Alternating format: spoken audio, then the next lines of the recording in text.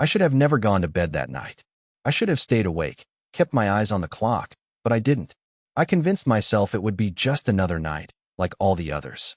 I should have known better, but then again, we never really see the cracks until they break wide open. The night started out harmless enough. Clara, my wife, had been planning this weekend for a while now. A friend of hers was getting married, and she had been buzzing about the bachelorette party for days. She kept talking about it in that way only women do, planning every detail, from the location to the dresses. She wanted everything to be perfect, for herself and her friends. Honestly, I didn't think twice about it. She kissed me goodbye with a smile that seemed a little too wide. "I'll be back late. Don't wait up," she said, waving over her shoulder as she stepped out the door. I nodded and waved back, turning my attention back to the game on TV. What else was there to do? It was the start of the weekend, and I'd been looking forward to some downtime. But that night, there was a quiet unease crawling up my spine that I couldn't shake. It wasn't like it had been before, when I had been nervous about something I couldn't put my finger on. This was something else. I told myself I was being paranoid. Clara had always been open with me, and our relationship was built on trust. We had the kind of marriage where we didn't need to check each other's phones or account for every minute spent apart. But as the hours passed, I found myself staring at my phone, waiting for a message from her. A text, a call, something, anything. It wasn't until 1 a.m. that I got my first text. "Hey, everything's good. Having fun. I'll be home soon." I tried to relax. I did. I turned off the TV and climbed into bed, but sleep wouldn't come. I kept imagining her, surrounded by all her friends, laughing, drinking, dancing.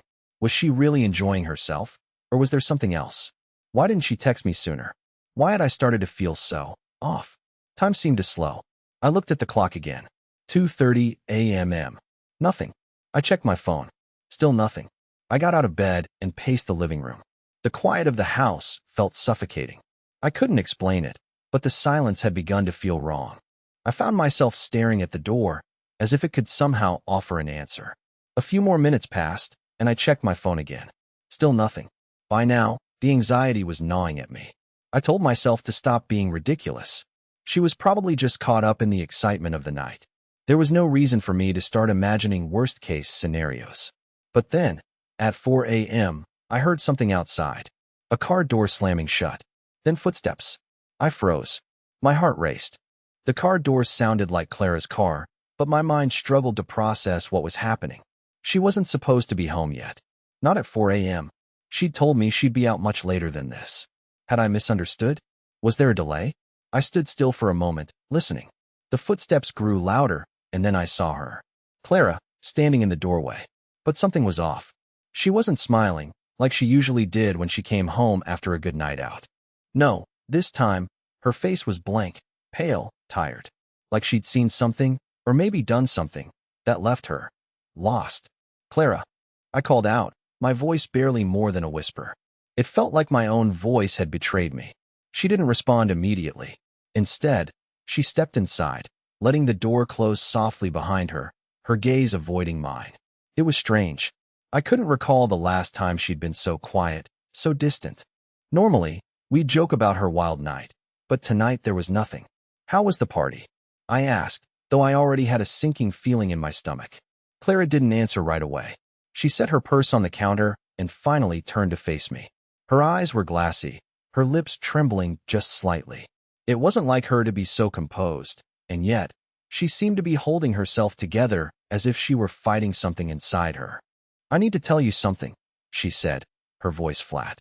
Something about the way she said it made the air between us feel thick, charged. A knot tightened in my chest. "What's wrong?" I asked, my heart already picking up speed. The feeling of dread that had been building since earlier that night was now overwhelming. I did something," she whispered, almost as if she were afraid to say it out loud. My mind raced. What was she talking about? What could she have done? I thought back to her messages, her texts.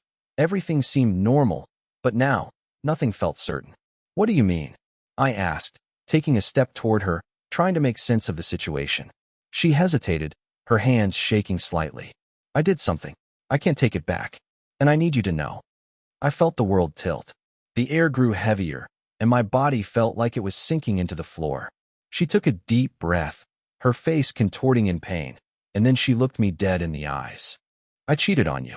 I stood there, paralyzed, not understanding, not knowing how to react.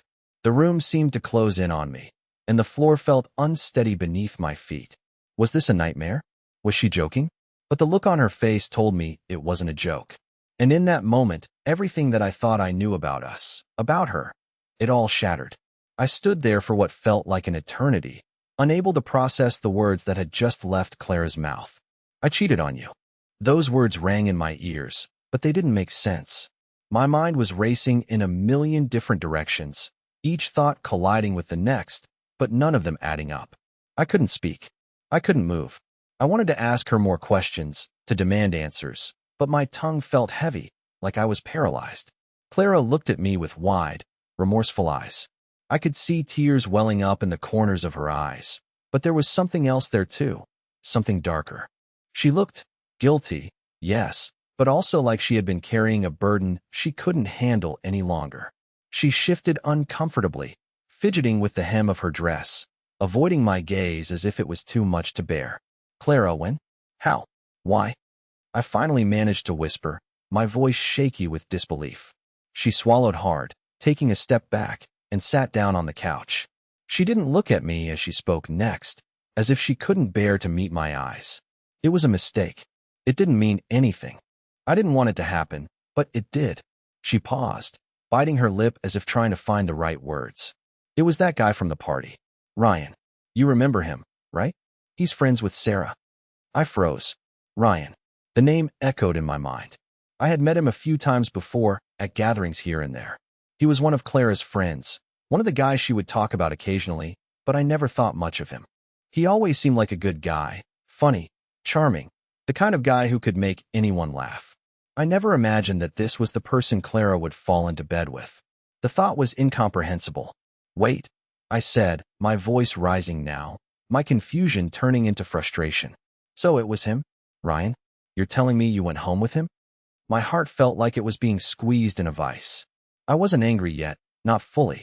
I was still trying to process it all, still trying to make sense of what Clara was telling me. She nodded, the tears now starting to fall. I didn't mean for it to happen. I swear. It just happened. Her voice cracked, and I could hear the desperation in it. I didn't want to hurt you. I love you. But in the moment, I don't know what I was thinking. It was stupid, and I regret it. I wish I could take it back, but I can't. I ran my hand through my hair, pacing around the room. It felt like the walls were closing in on me. My thoughts were jumbled, like a tornado of emotions I couldn't escape. How could she do this? The question kept looping in my mind, over and over. How could she betray me like this? I wanted to scream at her, to yell, to demand she explain herself, but at the same time, a part of me couldn't bring myself to do it. It was like I was in shock. This wasn't the woman I had married, the woman I had trusted with everything. The Clara I knew wouldn't have done this. But now, sitting in front of me, was someone else entirely. Someone who had shattered everything. I don't know what to say, I said quietly, my voice trembling. This is unbelievable, Clara. She looked up at me, her face a mix of guilt and fear. I'm sorry. I am so sorry. I don't expect you to forgive me. I don't deserve it. But I needed to be honest with you. I couldn't keep this from you anymore. I stood there for a moment, processing her words, letting them sink in. She couldn't keep this from me anymore. What did that mean? Had she been hiding it for weeks? Months? Was this a one-time thing? Or had there been others? The questions flooded my mind like a dam breaking. I couldn't stop them, couldn't stop thinking about the worst possible scenarios. What happened? I asked, my voice barely audible. Did you sleep with him? I hated myself for asking that, but I needed to know. I needed to understand what I was dealing with. Clara nodded, her face turning crimson with shame. Yes, she whispered. We slept together. I wasn't thinking. I was drunk. I was caught up in the moment. She choked on her words, unable to look me in the eye. I didn't even think about you. It was like I just wasn't myself. And I hate myself for it. I do. I felt like the world was spinning around me. I could hear the blood rushing in my ears, but it felt distant, like I wasn't really there. I couldn't focus on her words anymore. They didn't matter. All that mattered was the image that had formed in my mind. Clara, my wife, the woman I trusted with everything, had been with another man. She had chosen him over me. Suddenly, My legs gave way beneath me, and I sank down onto the couch next to her. I didn't know how to feel. I didn't know what to say anymore. Everything I thought I knew was a lie. How could this happen? I kept asking myself, but the answer never came. Clara reached for my hand, her fingers trembling, but I pulled away. I couldn't touch her. I couldn't let her hold me like everything was fine. It wasn't fine. Nothing about this was fine. I'm so sorry, she said again, her voice breaking. Please, please don't leave me. But it wasn't just the betrayal that hurt. It was the fact that I didn't know who she was anymore. The woman I married would never have done something like this. The woman I loved was gone, replaced by someone who had broken my trust beyond repair. And that was the part one didn't know how to deal with. I need to be alone, I whispered, my voice barely audible. I stood up, my legs shaky, and walked to the door. Please, don't leave, Clara begged, her voice desperate. But I couldn't stay. Not like this. Not when everything had changed. I left without saying another word, the door closing softly behind me. The silence in the house felt suffocating. My mind was still spinning, my thoughts racing as I stepped into the night air, but nothing could make sense of the chaos inside me. And that was the moment I realized everything I thought I knew about my life was a lie. The next few days were a blur. I barely slept, barely ate. It was as if I was walking through life in some kind of haze, unable to grasp the full weight of everything that had happened. The world around me seemed to move on, completely unaware of the earthquake that had just shaken my life to its core. I couldn't look at Clara the same way. Every time I saw her, I saw the face of someone who had shattered everything I thought was real. I couldn't bring myself to confront her right away. After the night she confessed, I just needed space, needed to breathe, to think, to make sense of my shattered reality. She tried talking to me, of course. The first time she reached out, she came to me with that look on her face, the same one she had worn when she told me everything. A mixture of guilt, regret, and a deep fear that I might leave her. But I couldn't look at her without seeing what had happened. I couldn't get the image out of my mind. Her with Ryan, the guy she had cheated on me with. The worst part wasn't just the physical betrayal, though. It was the emotional toll. I kept wondering how long it had been going on. Had she been unhappy? Had there been other signs, other moments where she had checked out? Was I just too blind to see it? I tried to distract myself. I buried myself in work, tried to occupy my mind with anything other than the constant loop of her words echoing in my head. I didn't mean to. It was a mistake, but it wasn't just a mistake, was it? A mistake was something small, something accidental. This wasn't a mistake. This was a choice. She had chosen him. One night, after another long day of avoiding Clara and pretending that everything was fine, I found myself standing at the kitchen counter, staring at the reflection in the dark window. My mind was still spinning, but my thoughts were clearer now. I couldn't live like this. I couldn't go on pretending everything was okay when it wasn't. I needed answers, and I needed them now. I couldn't let her get away with this, not without understanding why. That's when Clara walked in. I hadn't heard her come downstairs, but I turned to find her standing in the doorway, looking at me. The silence between us felt heavy, like a thick fog I couldn't escape. She hadn't said much in the past few days, and I hadn't said much either. The conversations we had were strained, forced. There were no more loving gestures, no more casual chats. It was just us in this suffocating, unspoken tension. "Can we talk?" she asked quietly, her voice barely above a whisper. It was the same question she'd asked me the night she came home. And just like before, I knew this wasn't going to be an easy conversation. I looked at her, the woman I once knew, and tried to find the words to respond. What was there to say? I wanted to ask her a million questions.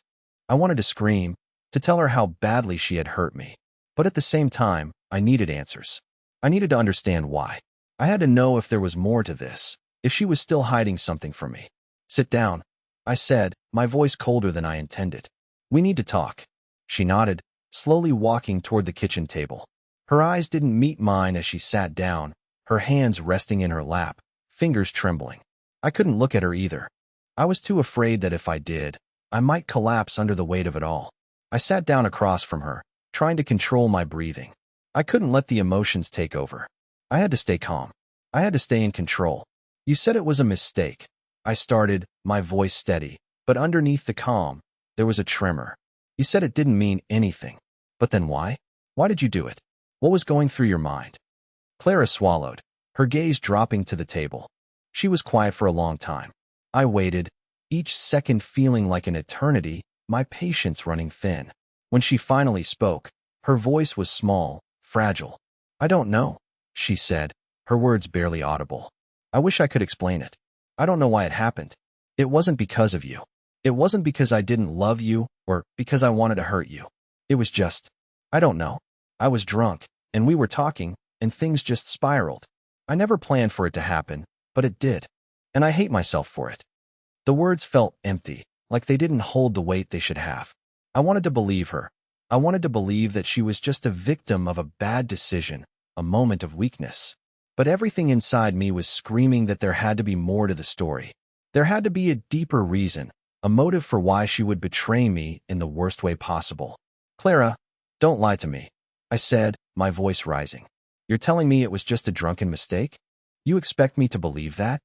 She flinched, as if my words had physically struck her. She opened her mouth, but nothing came out. She shook her head, as if trying to gather her thoughts, but she was drowning. I could see it in her eyes. She didn't have the answers I was looking for. "I'm not lying," she whispered. "It wasn't about you. It was about me. I was confused. I was lost, and I didn't know what I was doing. It was one night. One mistake. One mistake." I had to clench my fists to keep from shouting. "Do you really think that's all it was? One mistake?" I asked, my voice trembling with frustration. "You're telling me it didn't mean anything, but you've been hiding this from me for days. You've been lying to my face, and now you expect me to just accept it?" I stood up suddenly, walking away from the table. I couldn't stay in that room for another second. The weight of her words was too much. Everything was too much.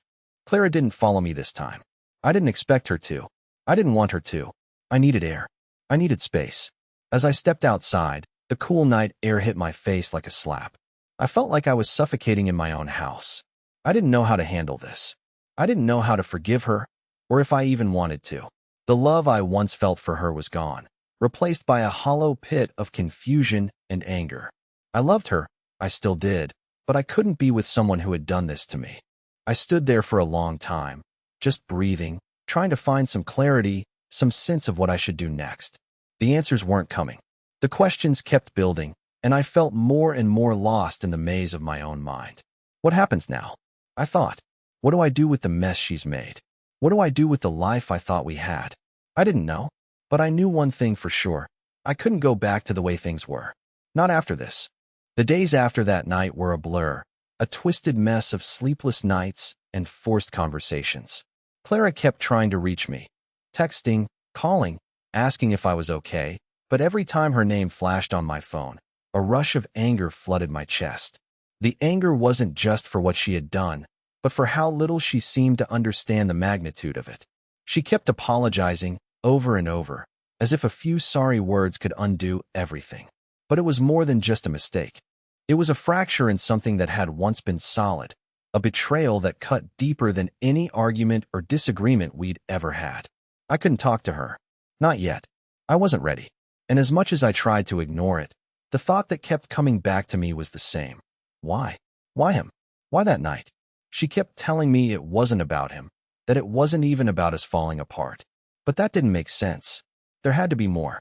There had to be a reason she did this, a reason I wasn't seeing. So I started digging. Not in an obvious way, just small things at first.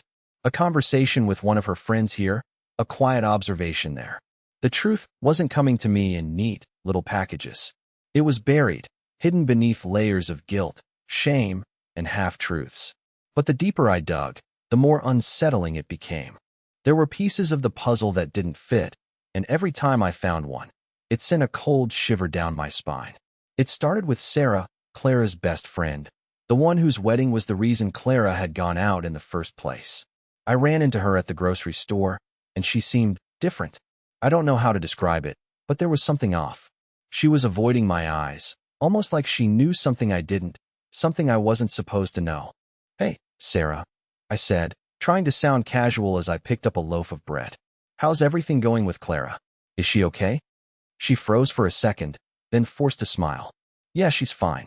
She's just taking some time, you know? It's a lot to process. She feels awful about everything." I nodded, but the answer didn't sit right with me. Sarah was a bad liar, and I could see the hesitation in her eyes. It was like she was holding back something important, but she wouldn't say it. I didn't push her. Not yet. But I made a mental note of it. Something was going on beneath the surface, and I needed to find out what. Later that night, I decided to do something I never thought I would: go through Clara's things. I wasn't proud of it, but I needed answers. The walls in my mind had started to close in on me, and the more I tried to ignore it, the more my curiosity gnawed at me. I needed to know. I started with her phone, just checking the messages. It wasn't a healthy thing to do, I knew that, but the urge to understand, to find a reason for all of this, was overpowering. I found texts from Ryan. Nothing overtly incriminating, but there was a tone to their conversation that sent a chill down my spine. Friendly, yes, but there were undertones I hadn't seen before. It was clear there had been more than just a casual acquaintance between them. But I needed more. Next, I went through her social media.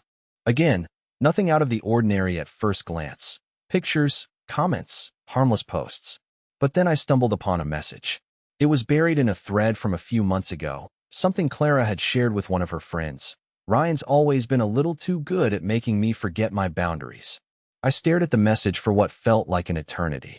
The words echoed in my mind, repeating themselves over and over. Forget my boundaries. What did that even mean? Had Clara been crossing lines long before that night? Was there something more going on between them?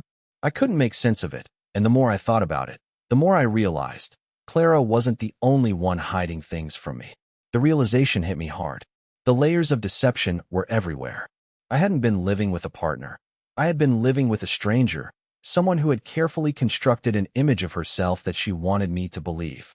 And I had fallen for it. Hook, line, and sinker. I didn't sleep that night. I couldn't. The house felt empty and suffocating, the silence around me pressing in, suffocating me. My thoughts raced. What had I missed? Every little moment now seemed like a clue I hadn't seen. Every conversation a potential warning sign that I had completely ignored. At some point, I found myself in the kitchen, staring out the window at the dark street outside, trying to find some kind of clarity.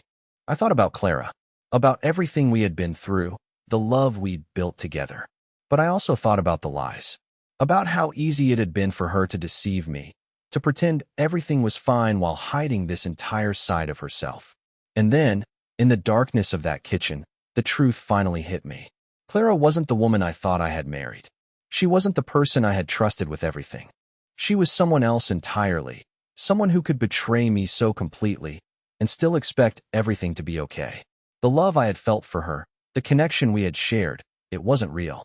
It was built on a foundation of lies, and now it was crumbling beneath me.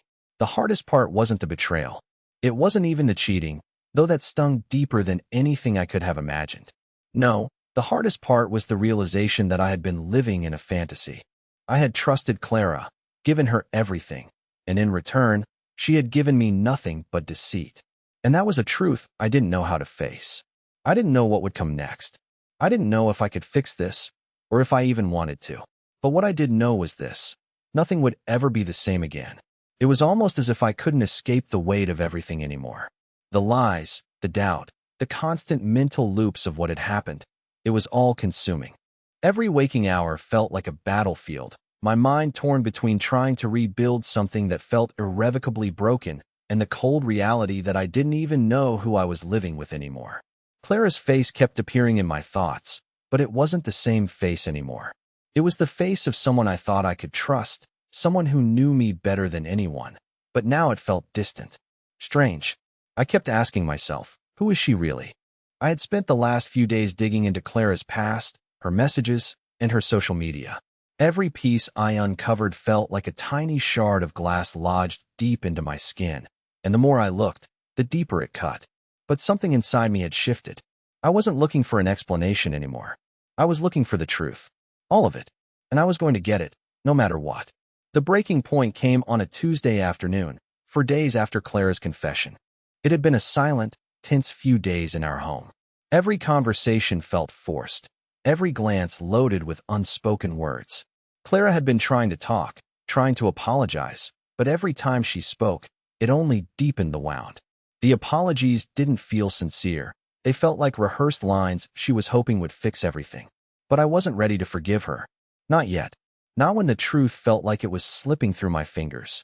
That afternoon, I came home from work early, unable to focus, unable to concentrate on anything.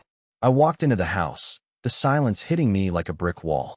Clara was sitting on the couch, flipping through a magazine, her back to me.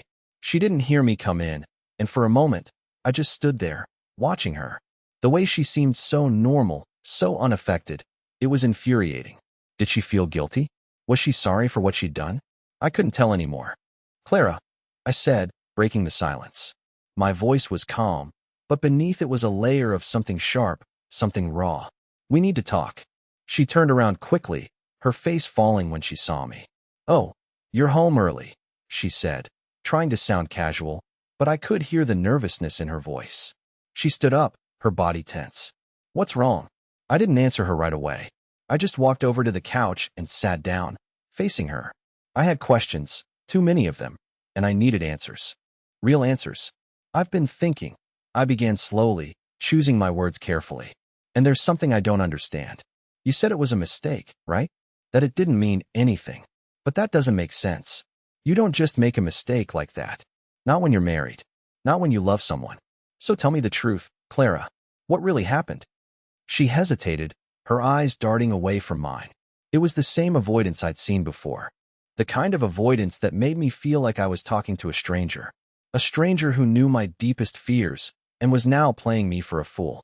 I've told you everything, she said quietly, her voice small, almost pleading. I told you it was a mistake. I wasn't thinking straight. I didn't want it to happen. It's not like you think. But her words were empty. I could feel it in my gut. She was hiding something. I could tell by the way she was twisting her hands together, the way her gaze wouldn't meet mine for more than a second at a time. She was lying to me again. No, I said, shaking my head. You're not telling me everything. You keep saying it was a mistake, but it wasn't just that. I know you better than this, Clara. You didn't just slip up. Something happened. Something more. And I need to know what that is. I need to know what I'm dealing with. Her face crumpled at my words. I saw the fear in her eyes, the same fear I'd seen in her when she first told me about the affair. But this time, it was different. There was a hint of something else in her eyes now.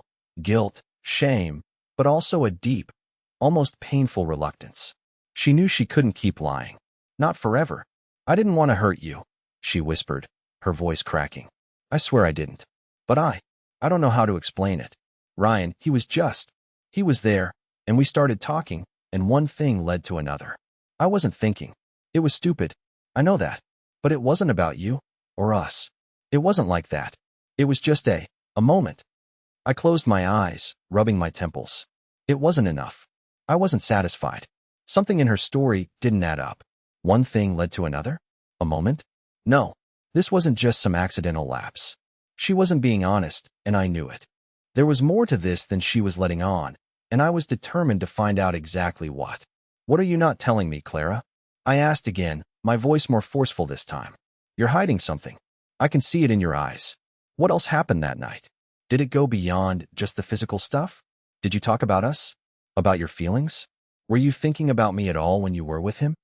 Her eyes widened, and for a moment, I thought I saw a flash of panic in her gaze. She opened her mouth to speak, but nothing came out. It was like she was struggling to hold herself together, as if the weight of her own lies was too much for her to bear. Please, I begged, my voice softer now, but still urgent. I need you to tell me the truth. I need to know what happened between you and Ryan. All of it. I can't keep living like this, not knowing. There was a long pause, a heavy silence that stretched between us. She looked like she was going to crumble under the pressure of my gaze. Finally, she took a deep breath and, in a voice barely above a whisper, she said, We talked about our relationship. About how I've been feeling distant lately. About how I don't feel like I'm getting what I need from you anymore. Her words hit me like a slap. I had been bracing for something, but not this. Not the admission that she had been dissatisfied with our marriage, that she had been carrying around these feelings without telling me. She had never once mentioned this to me. Not in the months leading up to the affair, not in the weeks after. She had kept it all locked inside, and now it was coming out in pieces, as if she were trying to justify her actions. You didn't feel like you were getting what you needed from me? I asked, my voice low, thick with disbelief. She nodded, her eyes welling with tears again.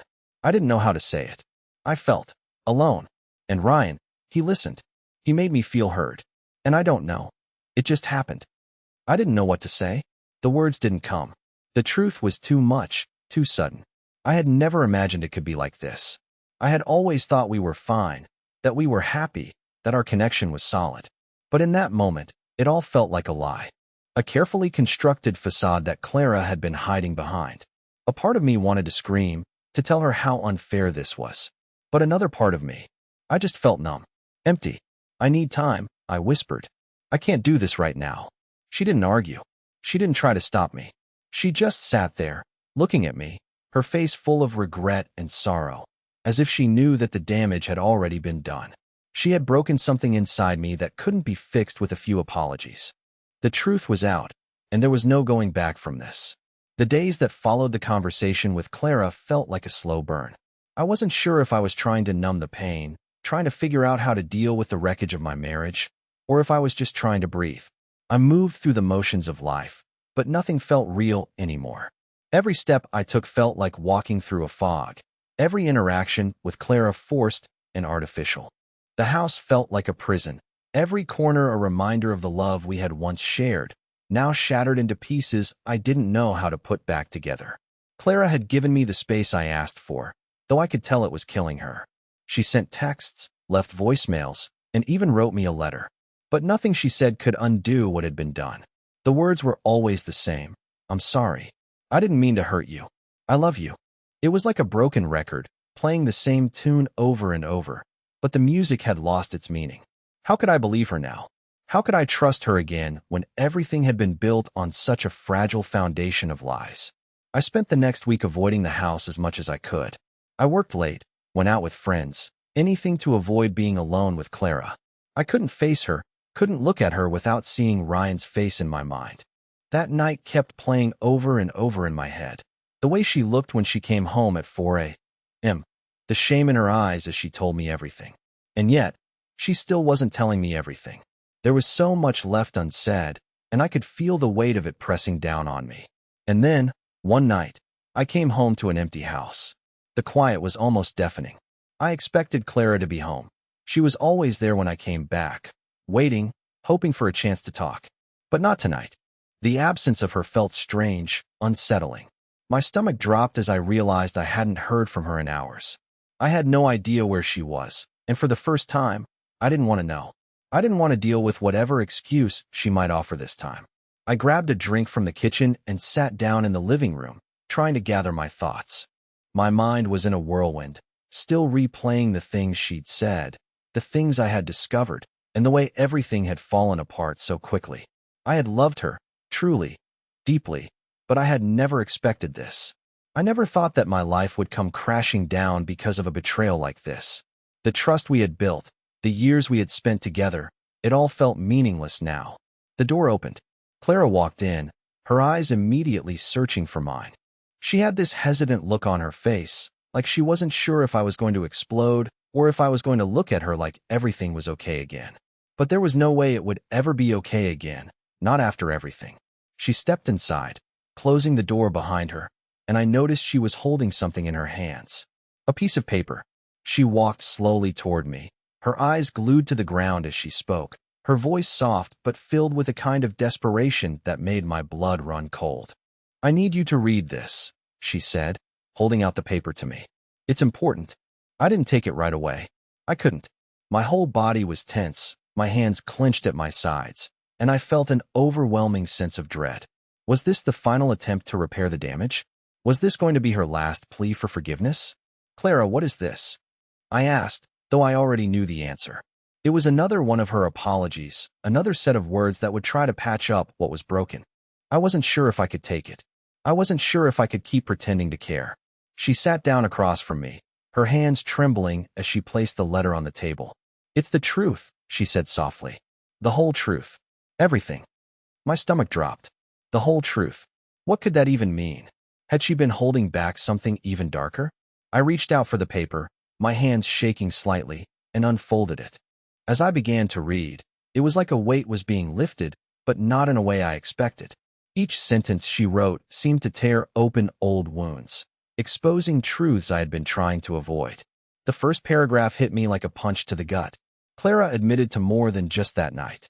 She talked about the years we had spent together, the moments when she had felt suffocated, when she had started to look elsewhere for validation.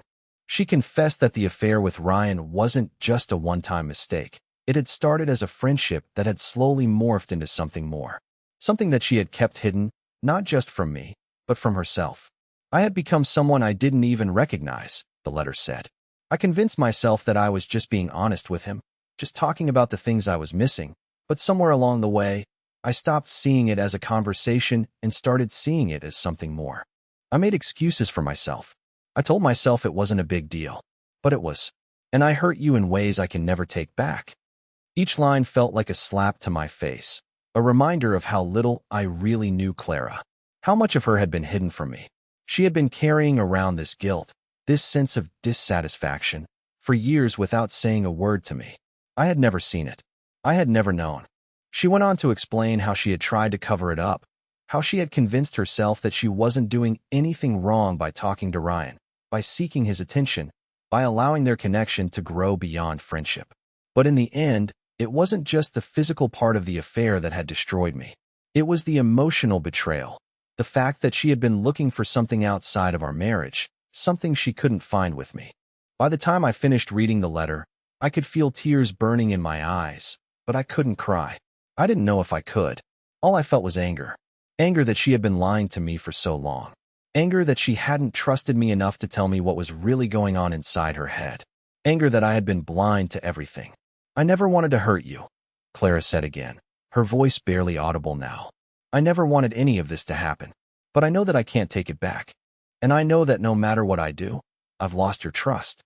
The silence between us felt suffocating. I didn't know what to say, didn't know how to fix this. The truth was out, but now I was left with a choice. Could I forgive her?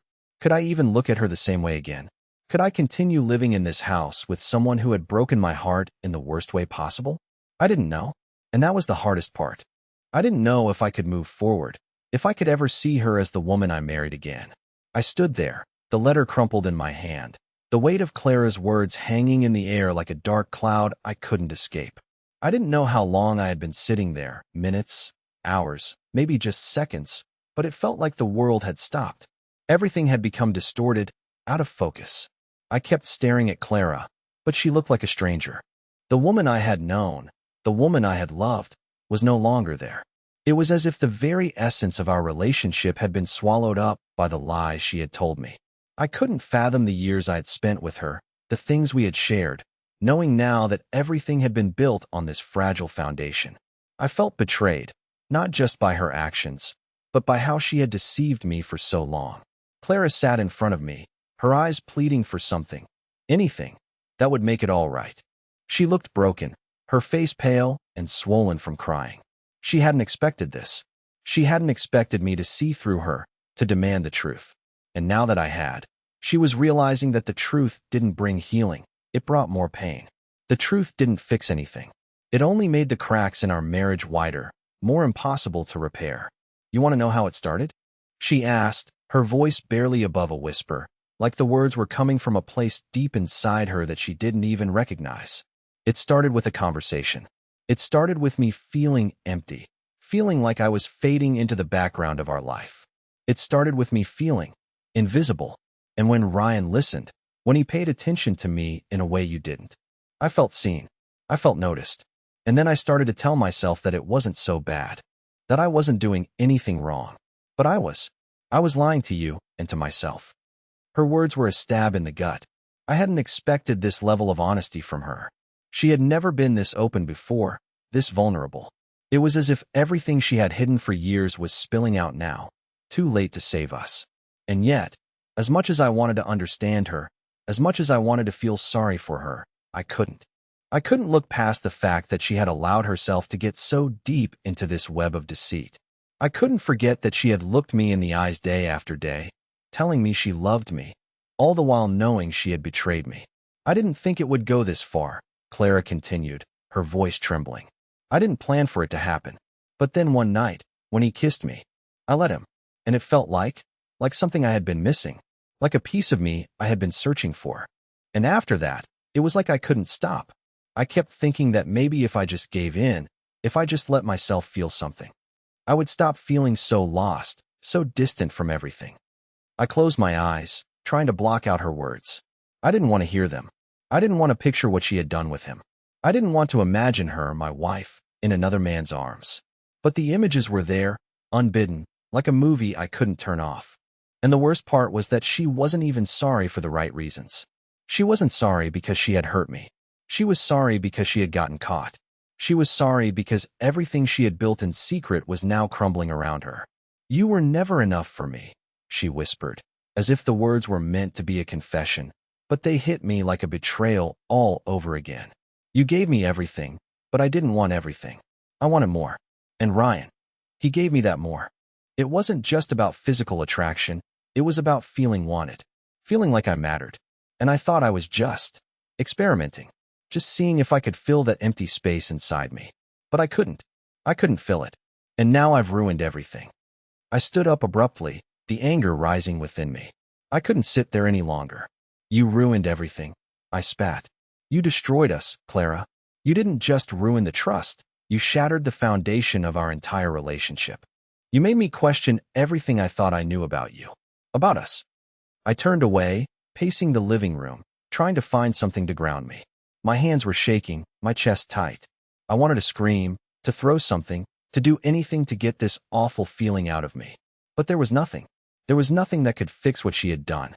No amount of apologies, no number of letters, no tearful confessions could undo the damage.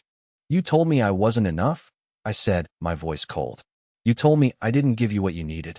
But you never told me. You never communicated that. You never let me know you were feeling like this.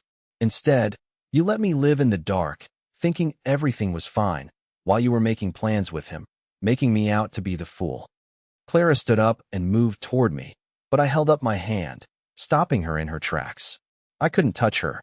I couldn't let her get close. I needed distance. I needed space. "I don't know what to do with all of this," I continued, my voice thick with emotion. "I don't know if I can ever look at you the same way again. How am I supposed to forgive you for this? How am I supposed to trust you when everything you've done has been built on lies?" She didn't say anything for a long time. She just stood there, her face streaked with tears, her body shaking as she fought to keep her composure. I could tell she was broken. I could see the guilt eating her up inside. But that wasn't enough. Guilt didn't fix things. It didn't take back the years of deceit, the months of lies.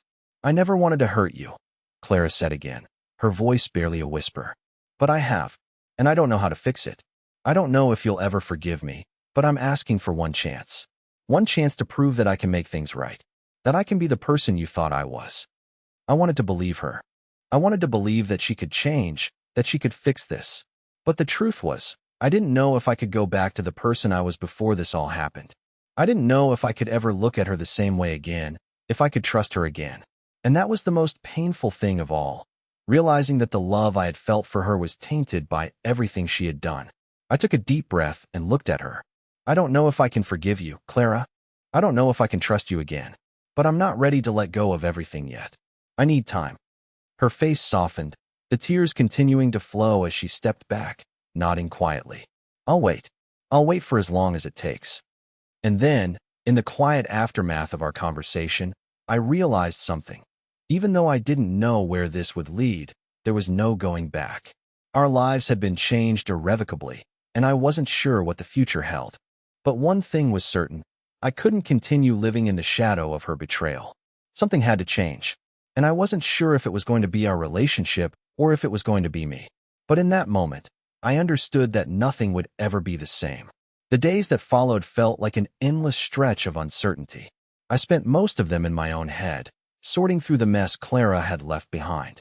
The betrayal, the anger, the disappointment, they were all there, swirling around inside me, fighting for dominance. But as time passed, I started to realize something that had been difficult to accept in the chaos of the moment. Healing, real healing, couldn't happen overnight. It was going to take time, not just for Clara to prove herself, but for me to come to terms with everything that had happened.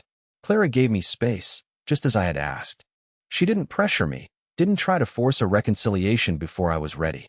I think, in her heart, she knew that we were both broken, but the only way forward was through honesty, patience, and time. She kept asking for a chance to prove she could change, but each time I spoke to her, each time I looked at her, I saw more than the mistakes she had made. I saw the woman I had fallen in love with, the woman who had made a grave error but was still capable of growth. One evening, after a week of tension-filled silence, I walked into the living room and found Clara sitting on the couch, her eyes red from crying. She had been waiting for me to come home, but there was something different about the way she was sitting now. It wasn't just guilt that lined her features. It was vulnerability, raw and open. "I've been thinking," Clara said when she saw me, "about everything. About how I've hurt you, and how I've hurt myself by pretending that everything was okay when it wasn't. I can't take back what I did. I can't undo the damage. But I can be the person you deserve if you'll let me." Her voice trembled, but I saw something in her eyes that I hadn't seen before. Determination, not to fix everything in an instant, but to make real, meaningful changes. She wasn't just apologizing anymore. She was taking responsibility, owning her actions, and wanting to build something better from the wreckage. I sat down beside her, not knowing what to say, not knowing if I could ever go back to the way things were. But I understood now that the relationship we had before was gone. It wasn't about going back to what we had. It was about finding a new path forward, together, if that was even possible.